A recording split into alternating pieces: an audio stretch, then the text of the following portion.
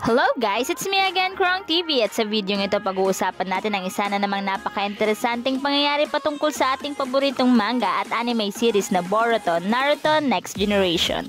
Pero bago ang lahat, huwag kalimutang mag-like, mag-subscribe, pinutin na rin ang notification bell upang lagi kang updated sa mga susunod na video. A, B, C, D.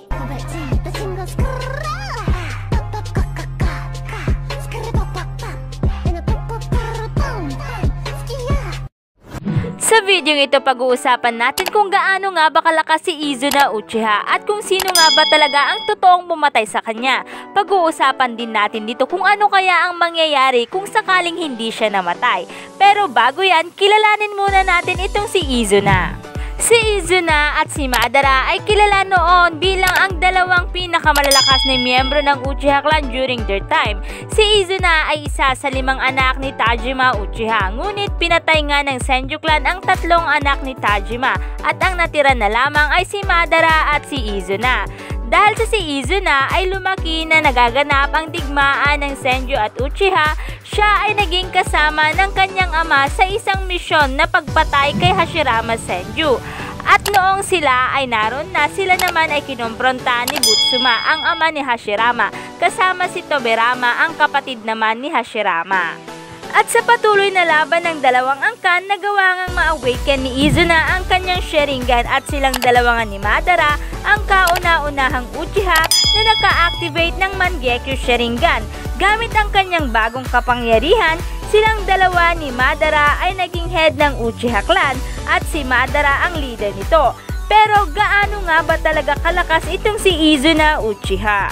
Nakilala si Izuna dahil sa kanyang talento na kaya ngang pumantay sa standard ng Uchiha na sanay na sa pakikipaglaban. Katulad nga ng sinabi ko kanina, siya ay isa sa pinakamakapangyarihang Uchiha sa history, kung saan ang lakas niya ay pumapantay sa lakas ni Madara Uchiha bago pa man ito maka-acquired ng Eternal Mangekyo Sharingan. Siya at si Madara ay araw-araw ngang naglalaban upang mahasa ang kanilang galing at kanilang kapangyarihan. Pareho din silang mayroong exceptional strong chakra at tinatayangang kayang-kaya nga niyang makipagsabayan ng laban on equal ground kay Tobirama Senju na isa rin sa pinakamalakas at mabilis na ninja of his time. At sa anime, makikita na si Izuna ay proficient pagdating sa paggamit ng fire release, kung saan kayang-kaya nga niyang ma-perform ang signature technique ng Uchiha, ang Great Fireball Technique, na mayroong tamang lakas upang ma-disperse ang Water Dragon Bullet Technique. Si Izuna ay nagtataglay ng overflowing talent sa paggamit ng Kenjutsu, kung saan ay nakita nga natin siyang gumagamit ng espada sa kanyang pakikipaglaban. Mahusay niya itong nagagamit backhanded o yung normal grip. Bukod dyan, umaatake din siya gamit ang espada sa iba't ibang pattern. Pero paano nga ba talaga namatay itong si Izuna Uchiha? Napansin ko kasi merong sinasabi dito na dalawang story kung saan ito ay may connection sa pagkamatay ni Izuna Uchiha. Ang una ay story ni Itachi Uchiha at ang ikalawa naman ay kwento naman ni Hashirama Senju. Pero ang kwentong ito is kung paano nga na-activate ni Madara ang kanyang Eternal Mangekyo Sharingan. So i-recall nga natin ang dalawang kwento na ito na mula sa dalawang magkaibang tao. Unahin nga natin ang kwento ni Uchiha Itachi. Ayon dito, sa Naruto Chapter 386 noong naglaban si Sasuke at si Itachi, yung final battle nilang dalawa, ito rin ang time na isinalaysay nga ang story ng buhay ni Izuna at ni Madara.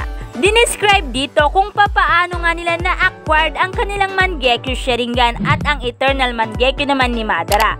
Pagdating sa pag-acquire ng EMS ni Madara, makikita dito na kinuha ni Madara ang mata ni Izuna. Ginawa niya ito hindi lang upang ma-acquire ang EMS, bagkos dahil sa ang mata ni Madara ay mabubulag na dahil sa overuse nito. Nasobrahan ni Madara ang paggamit ng kanyang Mangekyo Sharingan. So dahil dito, naniniwala or naghinala ang ilang Naruto fans na pinatay ni Madara ang kanyang sariling kapatid na si Izuna. I mean, tinuluyan na nga niya itong patayin upang nga makuha ang mata nito at hindi na siya mabulag. At the same time ay ma-acquired nga din niya ang Eternal Mangekyo Sharingan. Pero ito nga, nung lumabas ang version naman ni Hashirama, kung hindi ako nagkakamali, chapter 624 naman ito ng Naruto.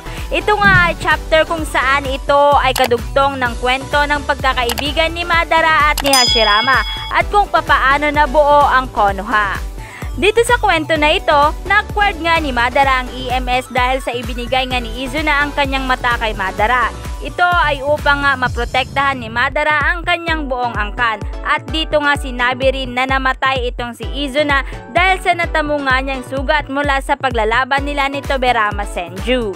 Sinasabing naging malala ang natamong sugat ni Izuna sa pag-ataking ginawa sa kanya ni Tobirama. Makikita dito na matapos ngang atakihin ni Tobirama si Izuna, agad-agad nga siyang pinuntahan at itinakas ni Madara. Ngunit noong bumalik na si Madara, sinabi na nga niya ang nangyari bago sila maglaban ni Hashirama. So dahil dito, nagkaroon ng kaunting kalituhan ang mga Naruto fans sa kung sino nga ba talaga ang tunay na pumatay kay Izuna. Pero ito ang sa tingin ko ay ang nangyari. Based sa pagkakaintindi ko ewan ko lang sa inyo kung ano ang sa tingin nyo. Based sa aking pagkakaintindi, maaring ito ang nangyari. Dahil sa ginawa ng pag-atake ni Tobirama Senju, napuruhan itong si Izuna. At kahit na naitakas siya ni Madara, ay nag-agaw buhay pa rin itong si Izuna. Kaya naman, noong malapit na ngang mamatay si Izuna, ay tinake na ito ni Madara as a chance since pabulag naman na siya at mamamatay naman na si Izuna. Kahit na masama sa kalooban niya, ay kinuha na nga niya ang mata ni Izuna upang hindi nga siya mabulag. Maaring ginawa lang na mas creepy ni Itachi ang kwento upang takutin si Uchiha Sasuke, since mapapansin naman dito na talagang takot na si Sasuke sa kanya. Pero ang hindi niya alam, siya pala ang makakakuha ng mata ni Itachi at hindi ang mata niya ang kukunin ni Itachi, katulad nga ng nangyari kay Madara at kay Izuna. At bukod dyan majority sa mga nababasa ko is actually ang pagkamatay ni Izuna ay dahil sa pag-ataking ginawa ni Tobirama Senju.